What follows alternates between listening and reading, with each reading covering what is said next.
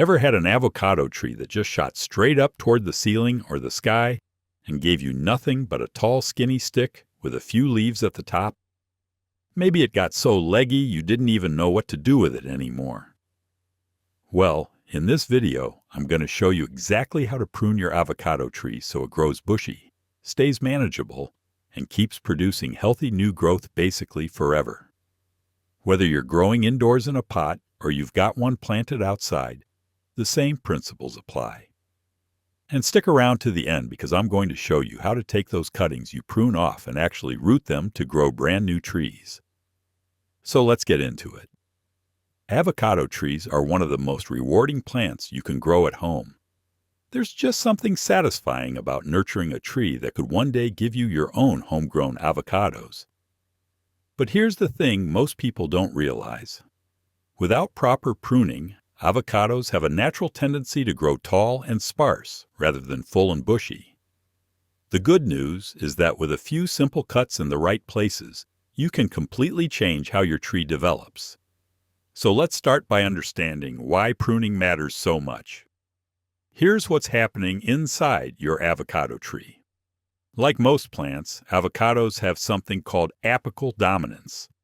That's just a fancy way of saying the plant puts most of its energy into the very top growing point, the main leader. All the growth hormones concentrate at that tip, pushing the tree to grow taller and taller. It's the tree's natural instinct to reach for light. But when you remove that top growth, something really interesting happens. The plant has to redistribute all that energy and those growth hormones. Instead of going to one single point at the top, that energy spreads out to the side shoots and dormant buds lower on the branches. And those side shoots wake up and start growing outward. So instead of one tall stem, you get 2, 3, or even more branches growing from where you made your cut. Think of it like a fork in the road. Every time you prune, you're creating a new fork, and the tree gets bushier and bushier. That's the basic principle we're going to use to shape your avocado into a full, productive tree. Now let's talk about timing, because when you prune, makes a real difference. The best time to do your major pruning is in late winter or early spring, right before the tree comes out of its dormant period and starts pushing new growth. For most of the country, that's going to be February through early April depending on your zone. In zones 9 through 11, where avocados grow outdoors year-round, you've got a bit more flexibility, but I still recommend doing your heavy pruning before that spring growth flush. The reason is simple. When the tree is about to wake up and push new growth anyway, it's primed to respond to your cuts. All that stored energy is ready to go, and when you remove the apical dominance by cutting the leader, the tree channels that energy into the side shoots almost immediately. You'll see new growth popping out within a few weeks. Now, can you prune at other times? Absolutely. Light maintenance pruning can be done pretty much any time during the growing season. If you see a branch getting too long or growing in an awkward direction, go ahead and trim it back. Just avoid heavy pruning in late fall or winter when the tree is slowing down. You don't want to stimulate a bunch of tender new growth right before cold weather hits, especially if you're in zones 8 or 9 where you might get occasional frost. Before you make any cuts, let's make sure you've got the right tools and they're properly prepared. For young avocado trees and smaller branches up to about 1/2 inch in diameter, a sharp pair of bypass pruning shears is all you need. Bypass shears work like scissors with 2 blades passing each other, and they give you a nice clean cut that heals quickly. For branches between 1/2 inch and about 1.5 inches, you'll want a pair of loppers, and for anything larger than that on mature outdoor trees, you'll need a pruning saw. Now here's something a lot of people skip, and it's really important. Clean your tools before you start and between trees if you're pruning more than one. I just use a spray bottle with some rubbing alcohol or a 10% bleach solution. Give the blades a good wipe down and let them dry. This prevents spreading any disease from one plant to another or from one branch to another. It takes 30 seconds and it can save you a lot of heartache down the road. Sharpen your shears if they're dull. A clean cut heals much faster than a ragged torn cut, and a sharp blade makes your job a whole lot easier too. I sharpen mine at the beginning of each season and touch them up as needed throughout the year. Before you start cutting, take a minute to really look at your tree and understand how it's growing. Find the main leader. That's the central stem that's growing straight up and is usually the tallest point on the tree. Then look for the lateral branches. Those are the ones growing outward from the main stem. On each branch, you'll see nodes. These are the slightly swollen points where leaves attach or where new growth can emerge. Some nodes have visible buds, little bumps that will become new branches. Others have dormant buds that you can't really see, but are there waiting to be activated. When you make a pruning cut just above a node, the buds at that node and the nodes just below it will start to grow. That's why where you cut matters so much. If you cut too far above a node, you leave a stub that will die back and can invite disease. If you cut too close, you might damage the node itself. The sweet spot is about a 1/4 inch above the node, at a slight angle so water runs off the cut rather than sitting on it. Look at your tree and imagine where you want new growth to happen. Do you want branches growing outward to make the tree wider? Then cut just above a node where the bud is pointing outward, away from the center of the tree. That new branch will grow in the direction the bud is facing. If you're finding this helpful so far, take a second to subscribe so you don't miss more videos like this. Now let's get to the actual pruning. For a young avocado tree, especially one you've grown from a pit that's now a tall single stem, your first pruning cut is the most dramatic and the most important. I know it feels scary to chop off the top of your tree, but trust me on this. When your tree reaches about 12 to 18 inches tall, you're going to cut the main stem back by about half. So if you've got an 18-inch tall seedling, you're cutting it down to about 9 inches. Find a node around that height where you want new branches to form, and make your cut about a 1/4 inch above it. What happens next is almost magical. Within a few weeks, you'll see 2, 3, sometimes 4 new shoots emerging from the nodes below your cut. Those will become your main scaffold branches, the permanent framework of your tree. Let them grow out to about 12 inches, and then you're going to do the same thing to each of them. Cut them back by about half, just above an outward-facing node. And now each of those branches will split into multiple new shoots. See where this is going? Every time you prune, you double or triple the number of branch tips. After just 3 or 4 rounds of this, you've gone from one skinny stem to a full bushy tree with dozens of growing points. For more mature trees that have already developed some structure, the process is similar, but you're being more selective.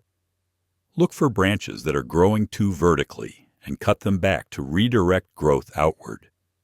Remove any branches that are crossing through the center of the tree or rubbing against other branches. Take out any dead or damaged wood, cutting back to healthy tissue. And don't be afraid to remove entire branches if they're cluttering up the interior of the tree. Avocados need good air circulation through the canopy, and an open center helps with that. When I'm pruning my mature avocado, I step back frequently and look at the overall shape. I'm aiming for something like a wine glass or a vase, wider at the top than at the bottom with an open center.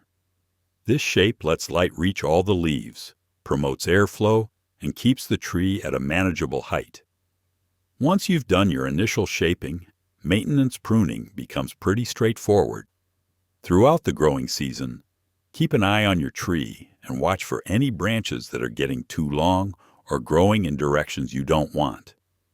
The key is to stay on top of it rather than letting the tree get out of control and then having to do major corrective pruning. I like to do a quick walkthrough of my trees every few weeks during spring and summer. If I see a branch that's shooting up too tall, I pinch out the growing tip or cut it back to an outward-facing bud. This keeps the tree in bounds and maintains that bushy shape we worked so hard to create. For indoor avocados in containers, you'll probably need to prune more frequently because you're working with limited space. I usually keep my indoor trees to about 4 or 5 feet tall, which means topping them back whenever they start pushing past that height. The tree will respond by getting bushier at the sides, which is exactly what you want. One thing I should mention about indoor trees is light. If your avocado isn't getting enough light, it's going to stretch toward whatever light source it has, and you'll end up fighting that leggy growth constantly. A south-facing window is ideal, or you can supplement with a grow light. When the tree has adequate light, it naturally grows more compact and responds better to pruning. You'll notice tighter node spacing and sturdier branches. Also remember that every time you prune, you're removing leaves, and leaves are what produce energy for the tree through photosynthesis. So don't go overboard. A good rule of thumb is never to remove more than about 1/4 to 1/3 of the foliage in a single pruning session. If your tree needs more work than that, spread it out over several sessions a few weeks apart. This gives the tree time to recover and push new growth between sessions. Let's talk about some common problems you might run into and how to handle them. First, leggy growth with long gaps between leaves. This almost always comes down to insufficient light. The tree is stretching to find more light, and no amount of pruning will fix it if the underlying problem isn't addressed. Move your tree to a brighter location, or add supplemental lighting, and then prune back the leggy growth to encourage bushier development. Second, your tree isn't responding to pruning. You made the cuts, but no new growth is appearing. This can happen if the tree is stressed from other issues like overwatering, underwatering, or nutrient deficiency. Make sure your tree is otherwise healthy before expecting it to bounce back from pruning. Also check that you're pruning at the right time. Cuts made in late fall or winter when the tree is dormant may not stimulate new growth until spring. Third, die back after pruning. If the branch is dying back past where you made your cut, you might have a disease issue. This is often caused by pruning with dirty tools or making cuts during wet weather when fungal spores are active. Cut back to healthy wood, making sure to sterilize your tools between cuts. If the problem persists, you may need to treat with a fungicide. Fourth, the tree keeps growing straight up no matter what you do. Some avocado varieties are more upright than others, and some individual trees are just stubborn. If yours keeps shooting vertical growth, be more aggressive with topping it back and removing upward-facing branches entirely. Focus on keeping only the branches that grow at wider angles from the trunk. You can even use soft plant ties to gently pull branches outward and train them to grow more horizontally. Over time, this can reshape even the most determined vertical grower. Fifth, too many small weak branches after pruning. Sometimes a tree responds to pruning by pushing out a cluster of thin shoots from the same area. This is called adventitious growth, and it happens when you've pruned heavily. The solution is to thin out these clusters, keeping only the 2 or 3 strongest, best positioned shoots and removing the rest. This directs the tree's energy into fewer, stronger branches. The good news is that avocados are tough and forgiving. Even if you make some mistakes, the tree will usually recover. Just learn from what happened and adjust your approach next time.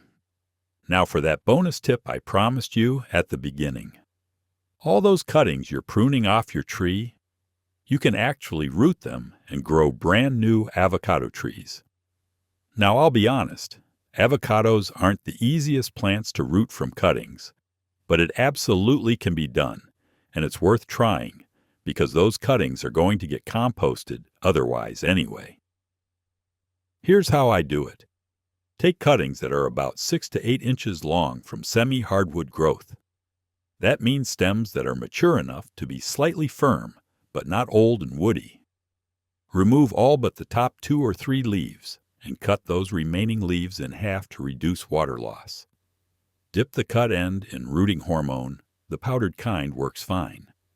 Then stick the cutting about 2 inches deep into a pot filled with a mix of perlite and peat moss, something that drains really well but holds some moisture.